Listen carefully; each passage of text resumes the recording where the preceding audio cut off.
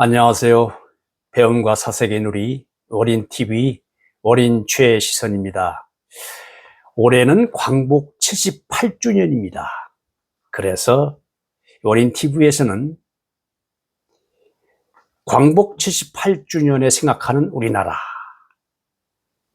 360년 위기와 백범일지의 나의 소원이라는 주제를 가지고 한번 생각해 보기로 했습니다. 우리나라는 이 360년마다 위기가 있었다. 저도 이 공부를 하다가 이제 알게 된 건데 너무 놀랐습니다. 자, 보십시오. 광복을 맞이한 뒤에 얼마 가지 않아서 민족 상잔의 6.25 동란이 일어납니다. 바로 1950년이죠. 자, 여기서부터 360년 전으로 거슬러 올라가 볼까요? 바로 1592년 임진왜란이 일어났을 때입니다. 정말로 희한한 일이죠. 1592년에서 360년을 더하면 1950년대가 됩니다.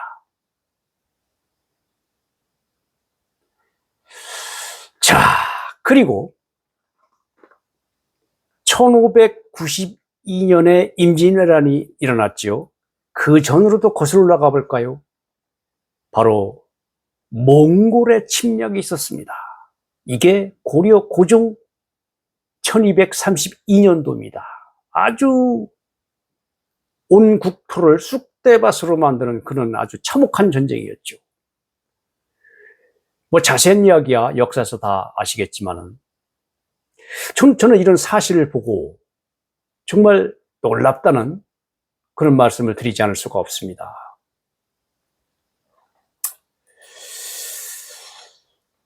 또 제가 가만히 보니까요, 이 위기에서 나라를 일으켜 세우는데 꼬박 180년이 걸린다는 사실입니다.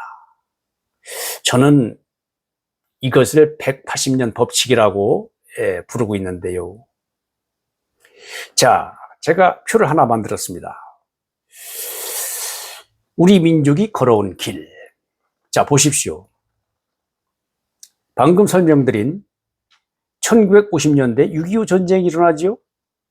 그 전에 1590년대 임진왜란, 즉 1592년 조선 선조 때 일어납니다. 그 전에는 1230년대에 몽골의 침략이 있었습니다. 요즘은 몽골이라고 하죠. 몽골이라고 많이 하는데요. 이게 1232년 고려 고종 때입니다. 그전 또 360년을 거슬러 올라가 볼까요? 870년대입니다. 이때는 통일신라 시대의 경문왕 때인데요. 이때의 국력이 아주 급격하게 쇠퇴하기 시작합니다. 그러니까 통일신라가 위기에 처한 거죠. 근데 이렇게 이제 화살표를 보면은요, 그 전에 삼국시대의 신라를 보면 690년대 신라 신문왕 때였습니다. 이게 180년 전이거든요. 이 신문왕 때는 이렇게 융성을 하다가 밑으로 내려와서 결국은 180년 만에 통일신라 경문왕 때 와서 아주 위기에 처합니다. 그리고 이거를 극복하는데 또 시간이 걸립니다. 180년이죠. 그래서 1050년대 고려 문종 때 가서는 아주 나라가 융성하게 되죠. 그러다가 다시 또 내려오면은 1230년대에 몽고의 침략이 있게 되고 또 이걸 또 끌어올리는데 또 180년이 걸려서 1410년대 조선 태종 시대가 열립니다. 잘 알다시피 태종은 모든 것을 다 이렇게 체계화시켜서 세종한테 넘기지 않습니까?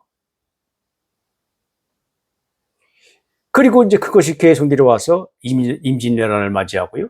또 이것을 융성하는데 180년이 걸려서 1770년대에 조선 정조 때 이르릅니다. 그때 정점에 이르렀다가 다시 또 이렇게 내려와서 일제에게 나라가 망하고 결국은 간신히 광복을 했지만 또 같은 민족끼리 싸우는 참혹한 전쟁을 벌입니다. 6.25 전쟁이죠. 지금은 이제 6.25 전쟁이 끝나고 지금 각자 모르겠어요. 북쪽은 모르겠습니다. 우리는 이렇게 국군 융성의 시대를 맞이하고 있습니다. 그 시대가 2030년대. 저는 개인적으로 2130년대에 가서 민족 통일이 이루어지지 않을까 이런 바람을 갖고 있습니다. 예.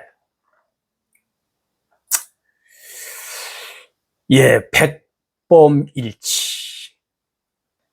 누구나 백범 김구 선생을 존경하지 않는 분은 안 계시죠. 저도 참 존경합니다.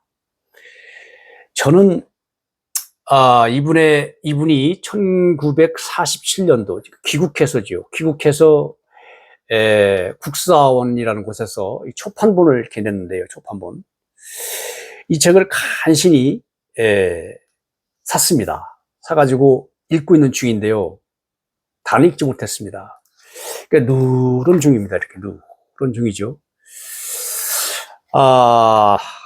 제가 제일 끝에 제가 가장 관심이 가는 부분은 뒤에 이제 부록으로 남겼다고 하는 이제 그쪽인데요. 일단 이 책은 상편, 하편, 그리고 이렇게 부록.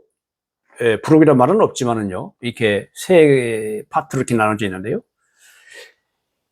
이 상편은 상해 임시정부 주석으로 있으면서 두 아들에게 쓴 편지 글입니다. 본인은 여기에서 몰입말해서 유서라고 표현하고 있습니다. 내가 언제 죽을지 모르기 때문에 두 아들에게 내가 이런 일을 겪었다. 이런 일을 했다. 그런 것을 알리기 위해서 썼다. 이렇게 본인이 말하고 있습니다. 하편은 중일전쟁 후에 중국과 일본과의 전쟁 후에 중경에서 지내면서 맨 처음에 상해에 갔다가요. 그다음에 항주로 갔다가 남경으로 갔다가 중경으로 가고 이렇게 하죠. 임시정부가.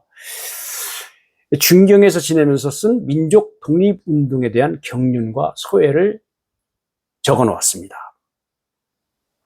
그리고 이제 마지막으로 나의 소원이라고 해가지고 민족국가, 정치 이념, 내가 원하는 우리나라.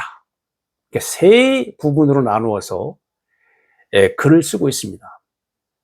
이따 제가 낭독을 해드리겠지만 이거에 대해서 좀 말이 있습니다. 과연 김구 선생이 직접 쓴 것이냐? 아니면 그때 당시에 좀 그 윤문을 도와준 이광수 선생이 이광수가 뭐 어떻게 한 거 아니냐? 근데 제가 생각하기에는 앞에 머리말에서 김구 선생이 정확하게 밝히고 있습니다. 내가 이러한 의도에서 나의 소원을 썼다. 그러니까 김구 선생이 분명히 모든 걸 이걸 다 봤다는 얘기죠. 보고 자기가 인정했다는 얘기죠. 그러니까 김구 선생의 글이라고 봐야 되는 겁니다. 김구 선생의 생각이라고 봐야 되는 겁니다. 저는 이 나의 손 부분을 읽고 너무 감동을 받았습니다.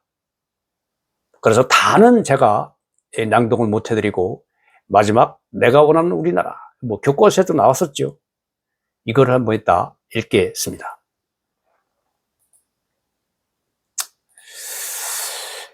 예, 저는 사실 잘 몰랐습니다. 이 백범일지가 뭔가 저는 뭐 그냥 잘 몰랐을 때는 몰라가지고 이게 뭐 백범 김구 선생의 일기인가 이런 생각을 했어요.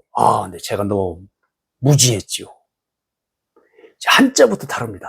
한자부터. 이 백범이란 말은 흰 백자에다가 이제 평범할 이 범자, 이 평범하다. 이 범자를 쓰고요. 자기 호라고 말씀하셨습니다. 이 일지라는 말은 매일매일 뭘 쓴 게 아니라 이 달아날 일자입니다. 편안할 일, 달아날 일. 일탈할 때 그 일자입니다. 일지는 뜻지입니다. 뜻지. 그래서 흰백자에다가 이제 평범할 이 범자, 이 평범하다. 이 범자를 쓰고요. 자기 호라고 말씀하셨습니다. 이 일지라는 말은 매일매일 뭘 쓴 게 아니라 이 달아날 일자입니다. 편안할 일, 달아날 일, 일탈할 때 그 일자입니다. 일지는 뜻지입니다. 뜻지. 그래서 김구 선생이 이 머릿말에서 뭐라고 밝히느냐? 잘난 사람으로서가 아니라 못난 한 사람이 민족의 한 분자로 살아간 길이다. 잘난 사람으로서가 아니라 못난 한 사람이 민족의 한 분자로 살아간 기록이다. 아주 겸손하게 말씀을 해놓으셨습니다. 일지라는 걸 제가 국어사전을 찾아보니까요, 뭐 훌륭한 지조, 응? 이런 세속에서 벗어난 어떤 아주 뜻이 높은 그런 거 이렇게 표현해 놓았는데 아마도 그걸 좀 암시했을 수도 있겠죠. 내가 이 평범하게 이렇게 평범한 사람이 쓴 거지만 그래도 뭔가 내가 그 웅장한 나의 어떤 그 뭔가를 드러낸 것이다. 나의 어떤 그 민족에 대한 나의 어떤 그 뭐랄까요, 설계를 드러내 놓은 것이다. 이렇게 그런 걸 말씀하시려고 했을지도 모르죠. 예. 100번 김구, 그는 누구인가? 말씀을 들어보겠습니다. 김구 선생은 1876년도에 태어나셔서 1949년도에 돌아가시는데요. 예. 1876년 황해도 해주에서 태어나십니다. 아버지는 김순영이고요. 어머니는 광낙원입니다. 그 사이에 외아들로 태어납니다. 제가 다 김구 선생의 어떤 그 일생을 말씀드릴 수는 없고요. 바로 이 책입니다. 이 책, 도진순 교수가 주애한 책인데요. MBC 느낌표 책을 읽읍시다 선정 도서이기도 합니다. 여기 이 도 교수님이 뒤에 잘 정리를 해놨습니다. 그걸 제가 참고를 했습니다. 안동 김씨 김자점의 반계 후손이고요. 어렸을 적에 3, 4세 때에 천연두를 알았다고 합니다. 근데 어머니가 이제 이 천연두가 뭐야, 좀 얼굴이 막 억는다고 하나요? 이제 고름을 막 이제 짜다 보니까 죽창으로 고름을 짜다 보니까 얼굴이 좀 벼슬 자국 있다고 그렇게 표현했더라고요, 보니까. 그런 자국은 그때 천연두 때문에 그렇다. 17세에 말입니다. 김구 선생이 17세에 조선 마지막 과거 시험을 봤는데 낙방을 합니다. 그래서 그때 김구 선생은 서당을 다니고 있었는데 서당 공부를 그만둡니다. 가만히 보니까 아주 타락할 대로 타락했다는 거죠. 그때 당시 아마 그랬을 겁니다. 조선 말이니까요. 매관매직이 아주 일상화된 그런 상을 보고, 그런 사회상을 보고 아예 이제 서당에서도 공부하는 것도 그냥 다 그만둬 버린 겁니다. 그리고 나서 18세에 동학에 입도합니다. 그러면서 이름을 바꾸죠. 김창수로. 동학에 입도하고 나서 아주 김구 선생이 아주 잘했는가 봅니다. 아주 그 사람들을 잘 포교를 했는가 봐요. 그래서 그 연비라고 하는데요. 연비가 수천 명이 돼서 아기접주라는 별명을 얻기도 했다고 합니다.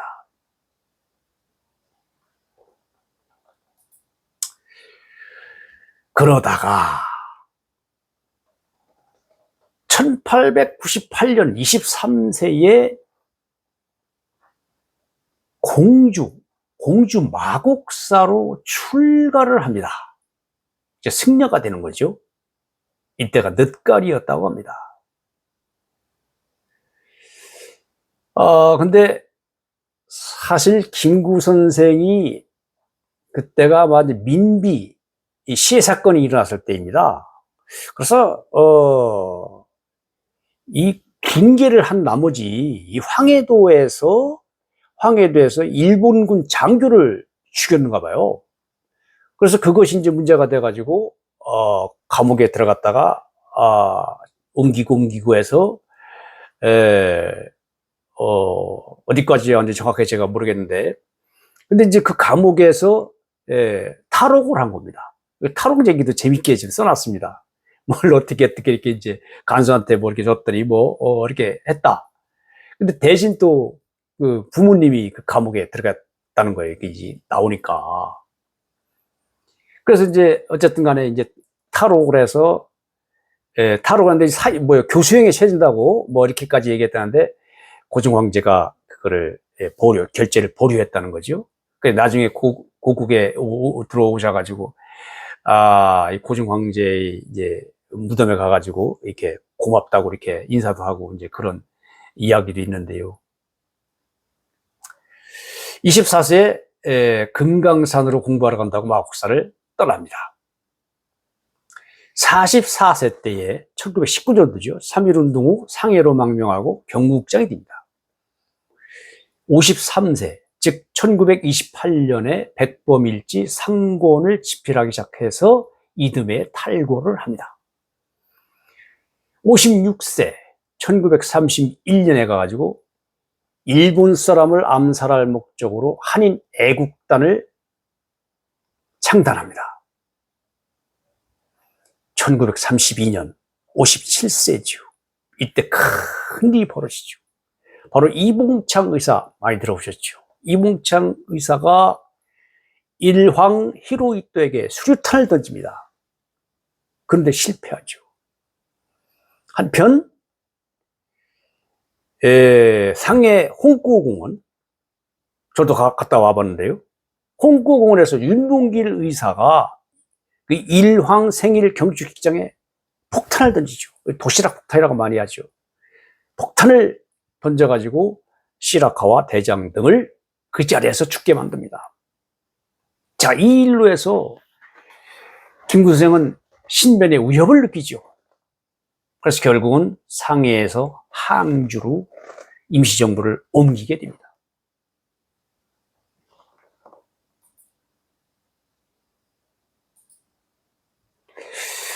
여기서 한 가지 제가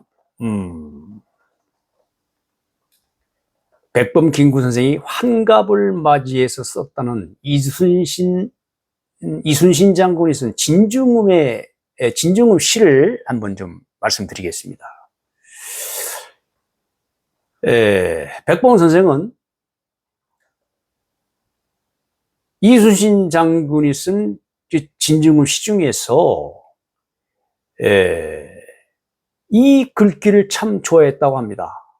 서해 어령동 맹산 초목지.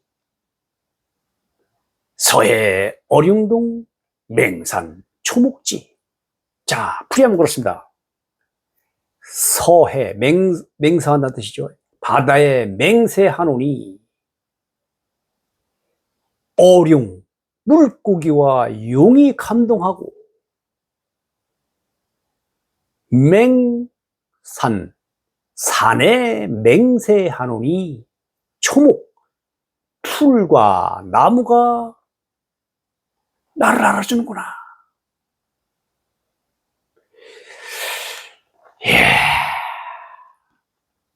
제가 이 논어에서도 이런 글귀를 인용을 했는데요. 정말 가슴에 와닿습니다. 이 논어 학기편 1장에 이런 말이 나오죠. 1절과 2절, 3절, 이렇게 3절에 나오죠. 인부지 불운이면 부역군자화. 남이 나를 알아주지 않아도 서운해하지 않는다면 또한 군자가 아니겠는가. 아마 백범 김구 선생도 이 이순신 장군이 이런 뜻을 가지고 있는 것을 눈치채고 자기도 자기의 심정을 이렇게 읊은 게 아닐까, 늘 이렇게 가슴에 담지 않았을까 하는 생각을 하게 되는 겁니다. 남이 알아주지 않는다는 거죠. 다만 내가 하는 일을 물고기와 용이 감독을 한다는 거예요. 응? 아니, 그건 아니고요. 자, 맹세를 하는 거죠. 물고기하고 용에게 이제 맹세하노니, 물고기와 용이 감동하고, 그렇죠? 물고기와 용이 감동하고, 또 나무와 풀과 나무는 나를 알아준다. 이런 뜻이죠. 그러니까 어떻게 보면은 군자, 남이 알아주지 않아도 서운해하지 않는 거. 그냥 내가 이렇게 뭔가 민족을 위해서 내가 남이 알아주건 알아주지 않건 내가 뭔가를 한다. 이런 걸 나타내고자 이런 시를 쓰지 않았을까 하는 생각을 하게 됩니다. 이 진중음 씨는 오원율시로 되어 있는데요. 김구가 쓴 휘호는 제5, 6개에 해당한다고 보면 됩니다.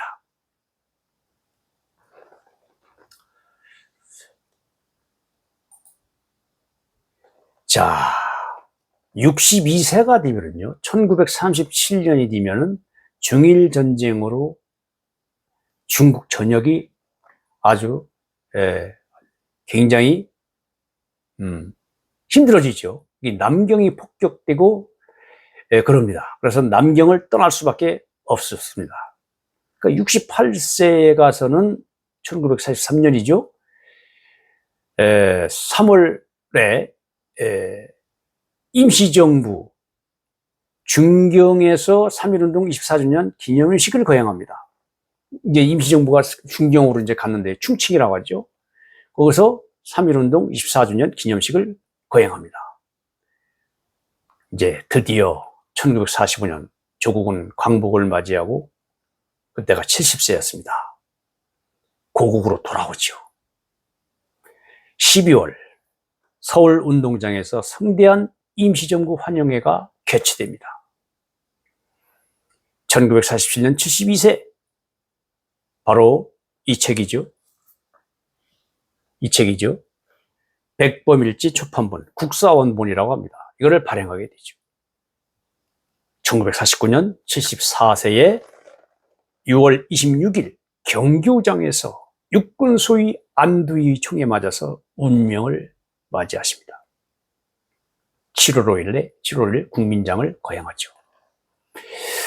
간단하게 백범 김구 선생의 일생을 알아보았습니다.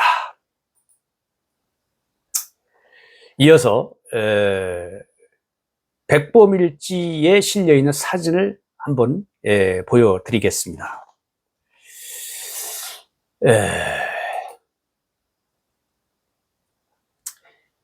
이 초판본 이 백범일지를 보면은요, 저자와 아들 신일에서 이런 사진이 실려 있습니다. 이런 사진도 있는데요. 오른쪽은 후조 고능선 선생, 이분한테 나라에 충성하는 법을 배웠다고 합니다. 그리고 왼쪽 아래는 연안효자 이창매의 무덤, 무덤을 찾아갔다고 이렇게 써 있죠. 이창매에게서는 효도를 배웠다, 이렇게 적고 있습니다. 많이 본 사진이죠. 태극기와 윤봉길 의사와 나, 이렇게 제목이 걸려 있죠. 써 있죠. 자, 윤 의사 거사하기 전날 서약식은 서약식을 마치고 이렇게 써 있네요. 아주 이렇게 옛날 활자체라 잘 보이지를 않습니다.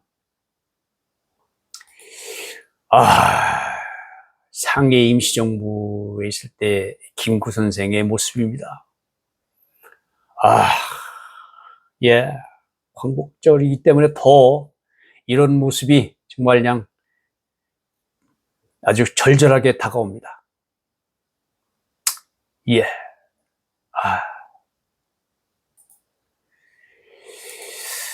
예, 이 사진은, 위에 있는 사진은 그 안해라고 표현했어요. 그때만 해도 안해, 안에 있는 해라고 해서 자기 아내를 갖다가 그렇게 표현했는가 봅니다.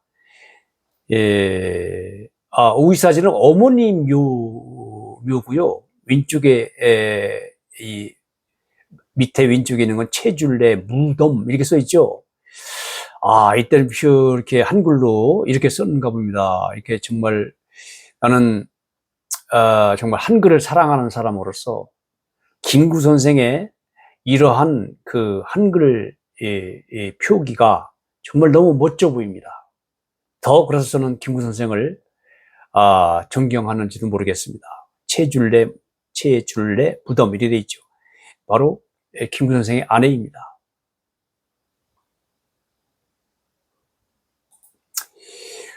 예, 이 사진은 아래는 서울서 이승만 박사를 그의 도남장에 찾아 만나는 것이라고 이렇게 써 있습니다. 오른쪽에 왼쪽 아래 사진은 오른쪽에 이승만 박사가 있죠. 그 왼쪽에 김구 선생이네요. 오른쪽을 보면은 임시정부 한국 환영회 석상에서 인사하는 장면입니다. 저도 유튜브에서 김구 선생의 육성을 좀 들은 적은 있습니다. 근데 정확하지가 않아서요. 예, 이거는 바로 23세 때인가요? 그때 이제 감옥에서 탈옥해가지고 공주 마곡사로 출가를 했죠. 중이인 겁니다. 중이. 내가 중이되어 불도를 배우던 마곡사를 48년 만에 찾으니 아는 중은 이미 다 가고 없었다. 이렇게 사진에 적고 있네요. 오른쪽에 위에 보면은 이 줄연 글씨가 보이는데요. 강내 관세간 유여 몽중사 이거를 특별히 적었습니다. 그래 제가 이 줄연 글씨를 대광보전이라고 썼는데 대광보전의 줄연 글씨를 보여드립니다.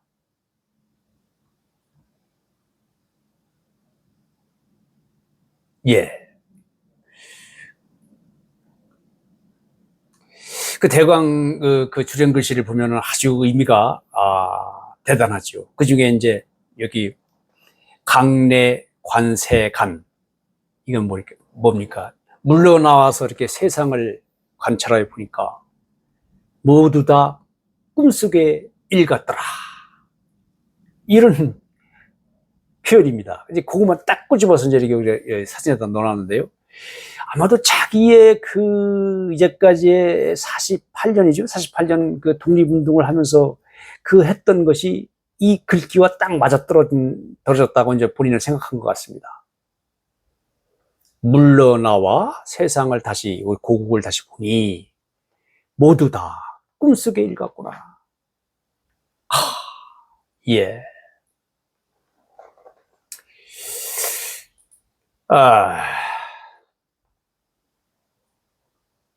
어머님을 모신 저자와 아들 인과 신입니다. 예, 큰아들은 죽죠. 예, 큰아들은 죽습니다. 먼저 죽습니다. 일찍 죽습니다. 그리고 바로 이것이, 이 초판본에 나와 있는 이 책의 원본인 백보밀지 상하편 수본, 그러니까 손으로 썼다는 얘기죠. 이것을 순국문으로 번역하여 인쇄한 것이 바로 이 책이다. 곧 이 책이다. 이렇게 써놓고 있습니다. 이게 김구 선생의 친필입니다. 국한문 혼용체로 돼 있죠. 예. 명필입니다. 목차를 잠깐 보여드리겠습니다. 이 그대로 있는 이제 이 초판본에 있는 그대로인데요. 제가 사진을 찍은 겁니다. 자, 이렇습니다. 머릿말이 있고요. 우리 집과 내 어릴 적, 이게 쭉 나오고요. 희구한 젊은 때 이렇게 나와 있고요. 방랑의 길 이렇게 나옵니다. 민족에 내놓은 몸 이렇게 돼 있고요. 하편을 보면요. 머릿말에 3.1운동의 상해 이렇게 나와 있고요. 귀적 장강 만리풍, 이적 장강 만리풍 이렇게 이런 한자로 그대로 그냥 써놓고 있습니다. 그 다음에 나의 소원 이렇게 부록이라는 말은 없지요. 이렇게 이제 민주국가 정치 이념 내가 원하는 우리나라 이렇게 목차를 표시해 놓고 있습니다. 자,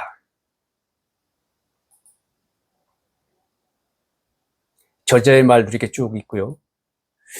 내가 원하는 우리나라 제가 조금 이렇게 보여드립니다. 예. 자, 이거를 제가 한번 낭독을 해 보겠습니다.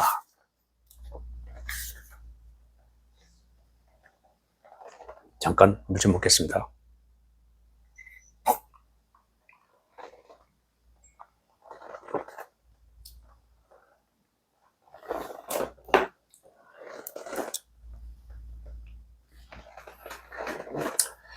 나는 우리나라가 세계의 가장 아름다운 나라가 되기를 원한다. 가장 부강한 나라가 되기를 원하는 것은 아니다.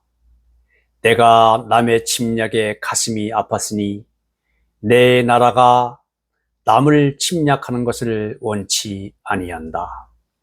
우리의 부력은 우리의 생활을 풍족히 할 만하고 우리의 강력은 남의 침략을 막을 만하면 족하다. 오직 한없이 가지고 싶은 것은 높은 문화의 힘이다.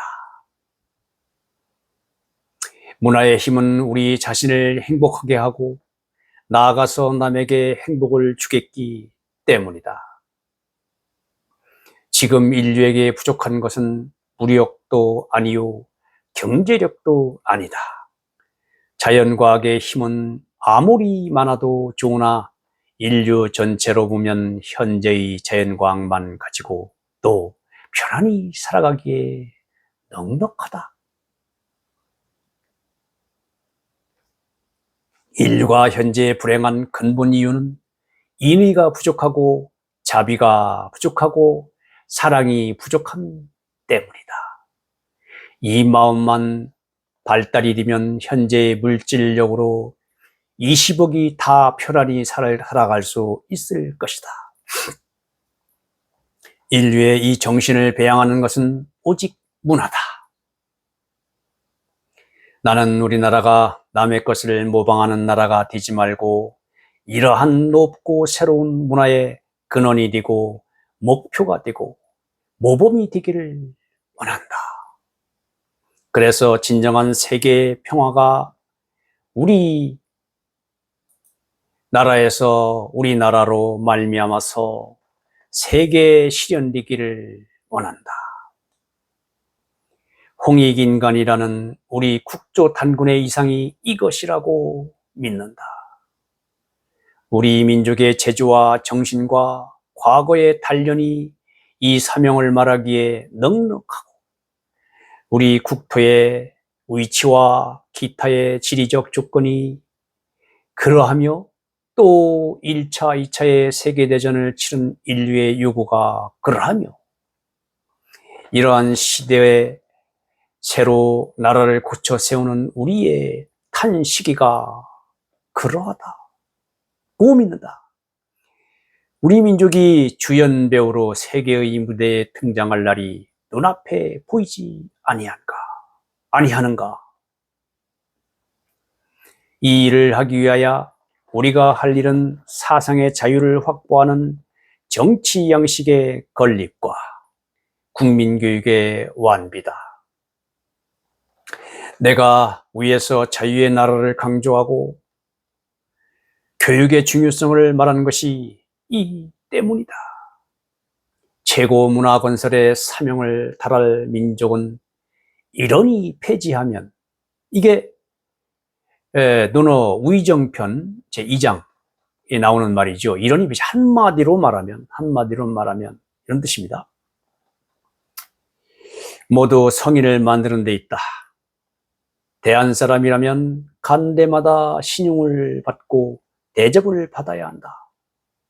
우리의 적이 우리를 누르고 있을 때에는 미워하고 분해하는 살벌, 투쟁의 여기 정진이라고 되는데요. 정신이죠. 정신을 길렀거니와 적은 이미 갔으니 우리는 징후의 투쟁을 벌이고 화합의 건설을 일삼을 때다. 그때만 해도 이게 한글 만주법이 지금 맞지 않아서 지금 제가 어려움을 겪고 있습니다. 이해해 주시기 바랍니다. 집안이 불화하면 망하고 나라 안이 갈려서 싸우면 망한다. 동포 간의 징후와 투쟁은 망조다.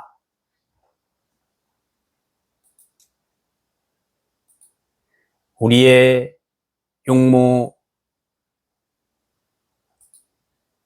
용무에서는 화기가 빛나야 한다. 우리 국토 안에는 언제나 춘풍이 태탕하여야 한다.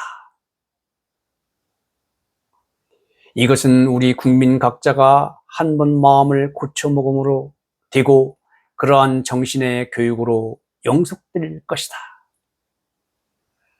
최고 문화로 인류의 모범이 되기로 사명을 삼는 우리 민족의 각자의 원, 이런 뜻이겠죠.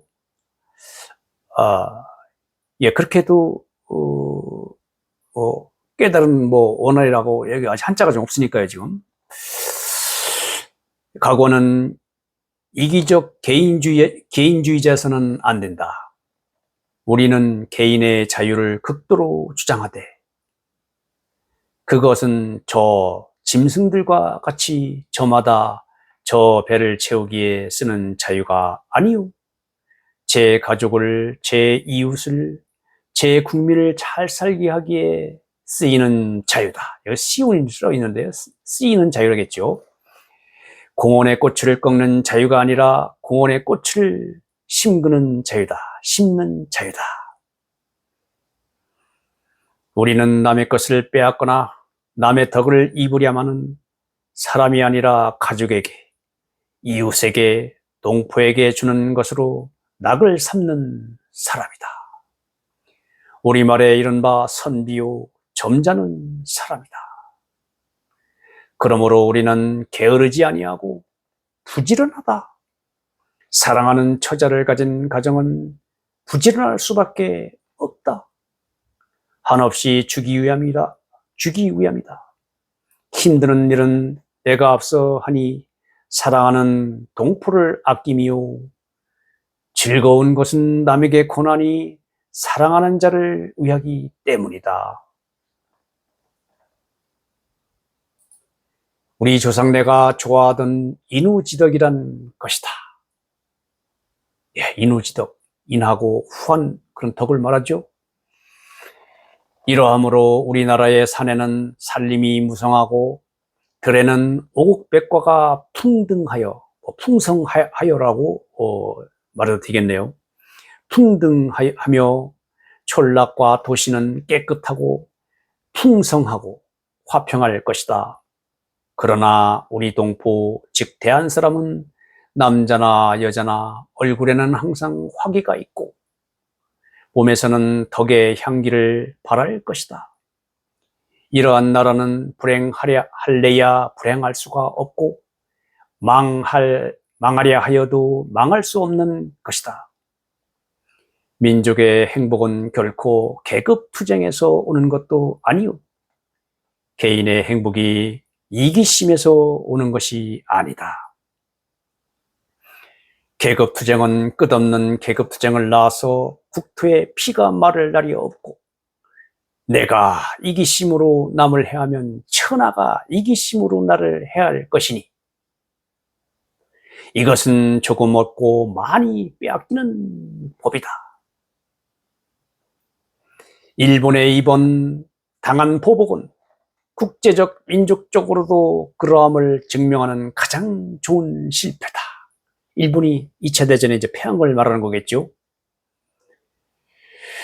이상에 말한 것은 내가 바라는 새 나라의 용모의 일단을 그린 것이오니와 동포 여러분, 이러한 나라가 들진된 얼마나 좋겠는가. 우리네 자손을 이러한 나라에 남기고 가면 얼마나 만족하겠는가. 옛날 한토의 기자가 우리나라를 사모하여 왔고 공자께서도 우리 민족 사는데 오고 싶다고 하셨으며, 이거는 잠깐 제가 설명을 드려야겠네요.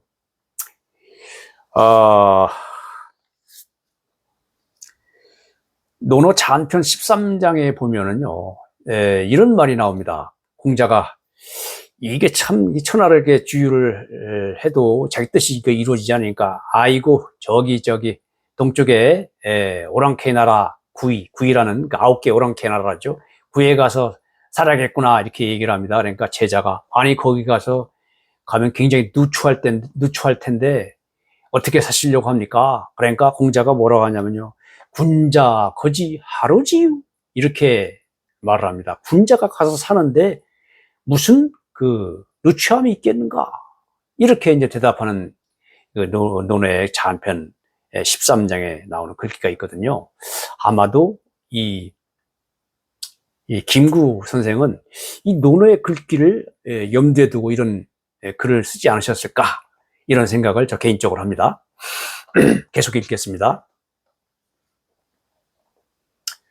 다시 읽겠습니다. 공자께서도 우리 민족 사는데 오고 싶다고 하셨으며 우리 민족을 인을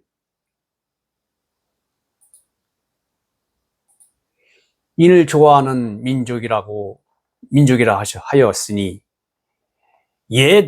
예전에도 그러하였거니와 앞으로는 세계 인류가 모두 우리 민족의 문화를 이렇게 사모하도록 하지 아니하려는가? 나는 우리의 힘으로, 특히 교육의 힘으로 반드시 이 일이 이루어질 것을 믿는다. 우리나라의 젊은 남녀가 다 이 마음을 가질 찐된 아니 이루어지고 어찌하랴. 나도 일찍 황해도에서 교육에 종사하였거니와 내가 교육에서 바라던 것이 이것이었다. 내 나이 이제 70이 넘었으니 몸소 국민교육에 종사할 시일이 넉넉치 못하거니와 나는 천하의 교육자와 남녀학들이 한번 크게 마음을 고쳐먹기를 빌지 아니할 수 없다. 정말 멋지지 않습니까?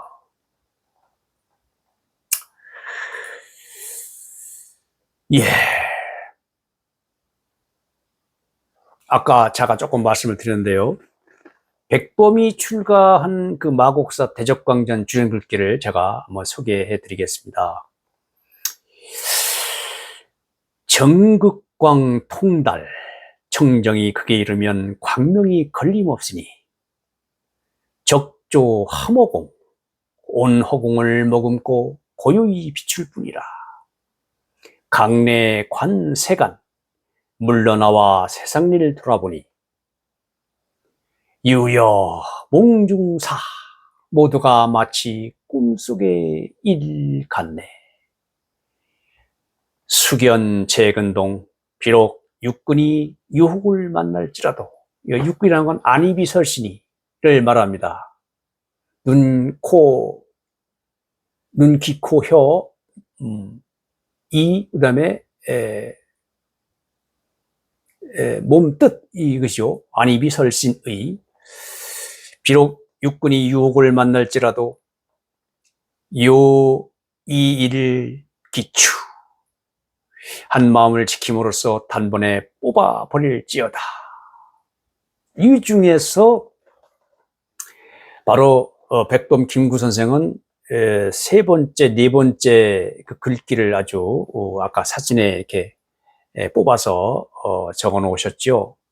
강내 관세간, 유여 몽중사. 꼭 자기의 지금의 현 상황을 말을 한 듯 해가지고 아마 이 글귀를 뽑은 것 같습니다. 물러나와 세상 일을 돌아보니 모두가 마치 꿈속의 일과 같네. 예. 마지막으로 이제 길어졌는데요. 백범 김구 선생이 즐겨 썼다는 서산대사의 시를 이렇게 마지막으로 말씀드리면서 마치고자 합니다. 바로 답설가라는 시인데요. 답설 야중거 눈 덮인 들판을 걸어갈 때에는 불수 호란행 모름지기 어지러이 걷지 마라. 금일 아행적 오늘 내가 걸어간 발자국은 수작 후인정 반드시 뒤에 오는 사람의 이정표가 되리니. 김구 선생은 자기가 이 걸어온 길이 이게 이제 백범일지를 쓴 것도 이런 차원에서 쓴 거겠죠. 훗날 사람들에게 이정표가 될 수 있도록 하기 위해서 그 어려움 속에서도 이 글을 남긴 거겠죠. 제가 한글로만 다시 한번 읽겠습니다.